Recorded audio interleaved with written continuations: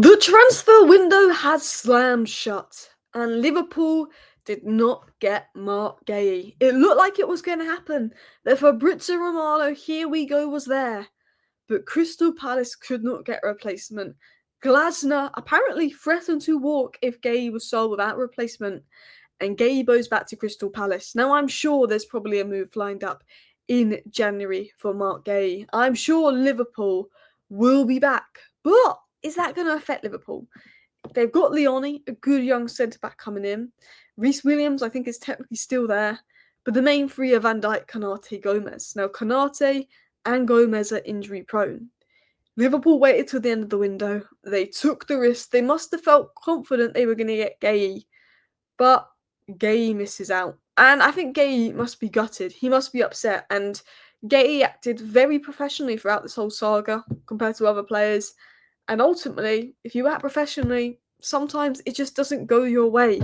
And that's, I think, why other players force moves out of the club.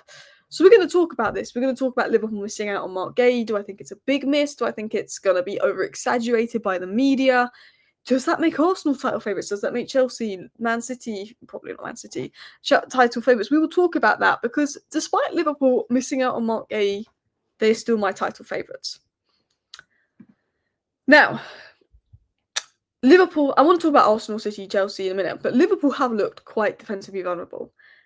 But hear me out, I think some of it's come from the midfield. From the midfield maybe not being as compact, and I think the defence gets less protection. I think now Gravenberch is back, and when McAllister is fully sharp and fit, I think that will help.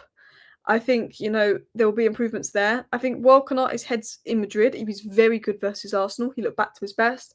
Maybe he needs a bit of time. Don't know what his injury is. Joe Gomez, I always think is reliable.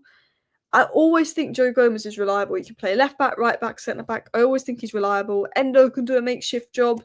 Robertson could maybe do a makeshift job. Not that you'd probably want to do that. But look, there's also Leoni. We spoke about Leoni. Like we've seen Huijsen, we've seen Lenny Yoro. Both players were Bournemouth and Man United's best centre-backs, you can argue, at young age. Leoni is very highly rated and called up to Italy for a reason. I think the media will exaggerate it and be like, oh, this is going to cost Liverpool the title, la la la. And unless Van Dijk gets injured, I think Liverpool will be okay regardless, even if Endo fills in or Gravenberch fills in at some point. I think Liverpool will be okay because I think they will get Guehi in January. But yeah, I think this is a big miss because I almost felt that Liverpool needed a centre-back, arguably more than they needed Isak. But the thing is, when Isak's on the market, that is a once-in-a-lifetime opportunity to sign, in my opinion, the best striker in the world, the most complete striker in the world, in a market where there's not many top strikers in football right now.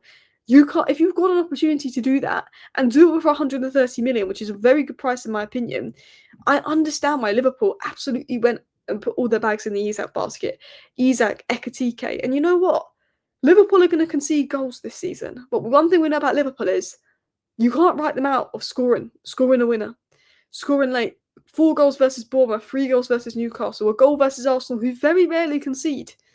Liverpool have so much quality in attack with Isak, Ekitike, Wirtz, Salah, Gakpo, even young Rio, even Chiesa to come off the bench, that while they might be weaker in defence, they've got the quality in attack to outscore their opponent.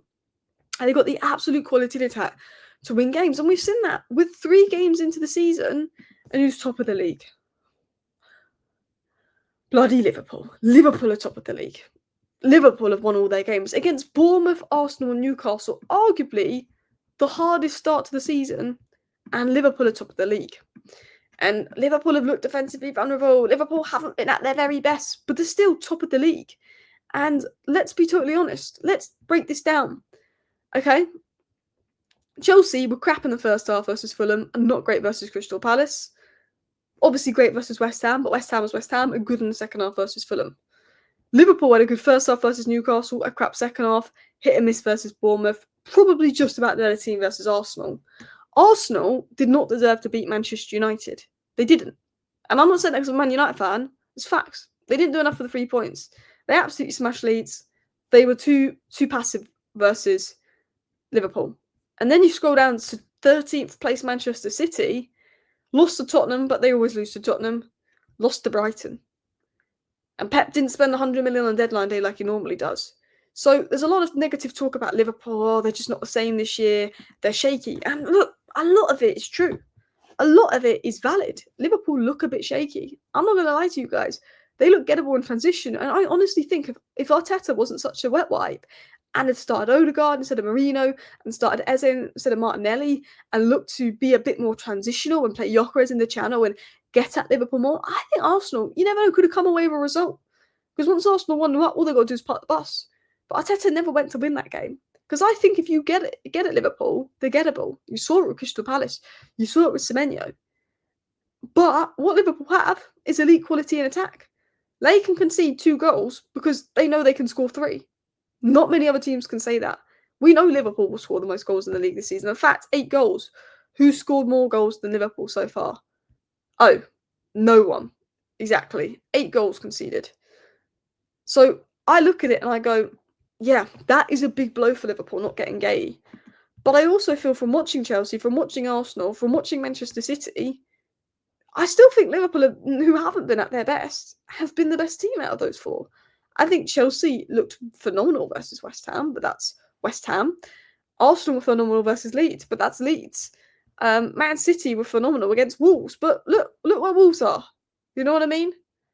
Like Man United, we're above Manchester City, and we've had to play Arsenal, which we arguably should have had a point. If we had 5 points, we'd be maybe higher. Actually, we wouldn't really, would we? But my point is, if Van Dijk gets injured, it's big because Arsenal have a lot better depth than Liverpool. Arsenal have much better depth than Liverpool, but guess what's happened to Arsenal? Havertz injured, Saka injured. That's 2 big blows. Who else is injured? Saliba now down. That's 3 big blows. I think there's been question marks over Ben White. There's been question marks over other players, but they've got players injured. But what have Arsenal got? Madueke, Gyökeres to come in. Saliba's injured, new signing Mascara comes in. Saka's injured, new signing Madueke comes in.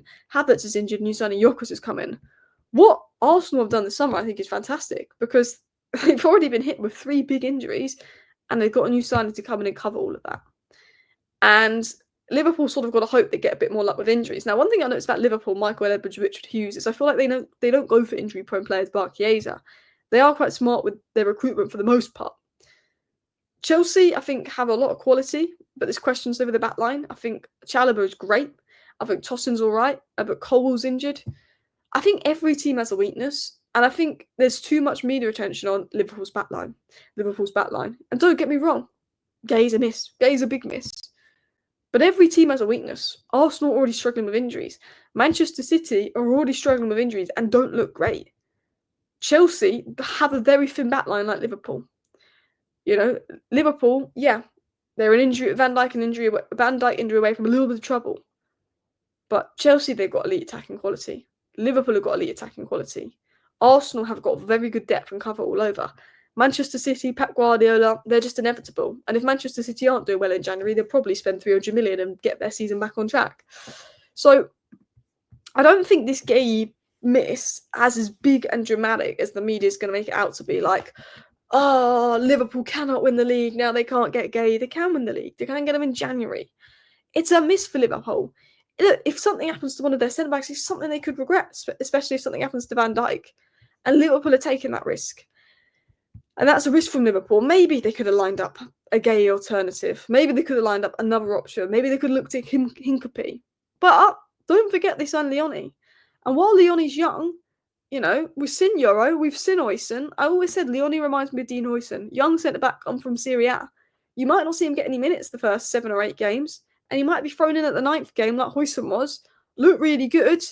And at the end of the season is considered a top centre-back that's worth a lot of money, like Oyston.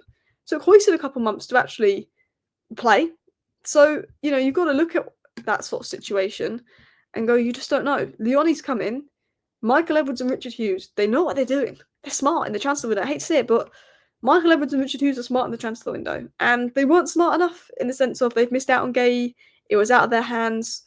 Maybe they were too confident. Maybe they were overconfident they were going to get Guehi. And at the end of the day, Glasner won. But it's a blow. I think Guehi would have been an arguably more important signing than Isak in terms of a defensive stability side, but you can't deny the quality Isak brings. He's going to win you games. He's a phenomenal player. I think Marc Guehi would have been one of the signings of the summer for Liverpool. I think it would have been fantastic business. But we've watched the first 3 games of the season. There's vulnerabilities in all of the top sides, not just Liverpool. And it will come down to things like moments. And moments can be defined by a goalkeeper error or brilliance in attack.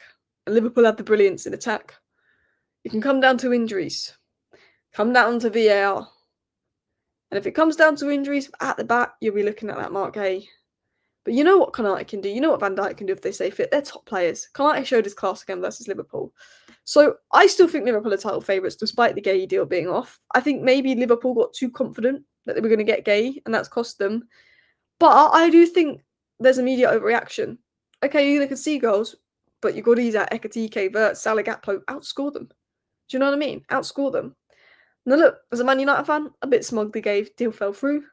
But I'm also at the point right now where I don't want the mid-table sides to be any better because I want Man United to climb up the table, but I also don't want the top teams to do well. So yeah, Ruben Amorim, beat Manchester City for me, beat Liverpool for me. Title charge, please. I mean, we're not going to challenge for the league, but I can dream. Man United didn't get a midfielder. Man United not getting a midfielder is probably worse for us than you not getting Marc Guehi, to be honest. Arsenal, you know, Eze's not necessarily out and out left winger. They might regret not getting Semenyo. Tottenham might regret not getting Semenyo. Chelsea might regret not getting the centre back, not getting Xavi Simons. Every team might have some regrets. But I'm excited for this season. I say that after watching Man United play 3 games, but I am because Mbeumo and Cunha are absolutely mint. I haven't seen enough of Sesko yet, but I'm excited for this season. I think it's going to be interesting. I think it's a 4-legged title race. There's going to be twists and turns. I think there's going to be shock results. Let me know your thoughts down below. Thank you for watching. Bye.